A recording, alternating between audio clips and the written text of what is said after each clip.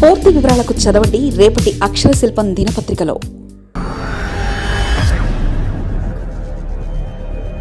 లడ్డూ వివాదం, బోర్డు ఆలస్యం, TDT board నియామకంలో జాప్యం.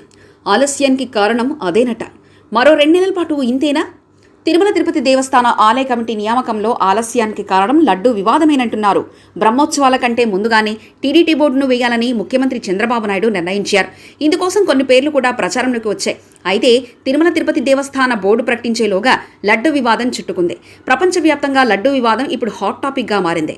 లడ్డులో కల్తీ నెయ్యి జరిగిందని, దీని స్పెషల్ ఇన్వెస్టిగేషన్ టీంను ఏర్పాటు చేస్తున్నామని ముఖ్యమంత్రి చంద్రబాబు నాయుడు చేసిన ప్రకటన తర్వాత టీడీటీ బోర్డు నియామక ప్రతిపాదన కొంత వెనక్కు వెళ్లినట్లు కనిపిస్తుంది. టీడీటీ బోర్డు చైర్మన్గా మంచి వారిని నియమిస్తానని ముఖ్యమంత్రి చంద్రబాబు తెలిపారు.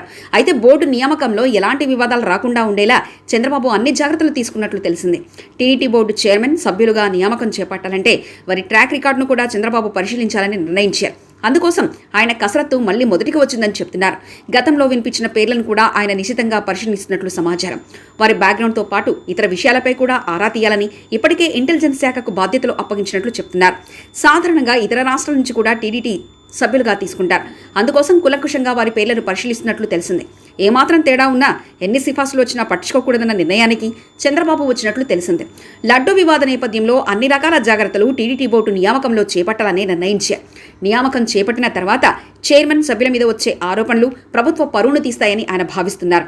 అందుకోసం దసరా బ్రహ్మోత్సవాలకు ముందే బోర్డును నియమించాలని అనుకున్నప్పటికీ, అందుకు సంబంధించిన కసరత్తులు పూర్తి చేసినప్పటికీ పెండింగ్లో పెట్టినట్లు తెలిసింది.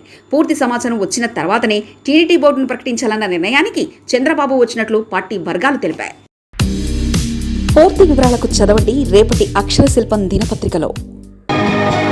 మరిన్ని కథనాల కోసం సబ్స్క్రైబ్ చేసుకోండి మీ అక్షర శిల్పం.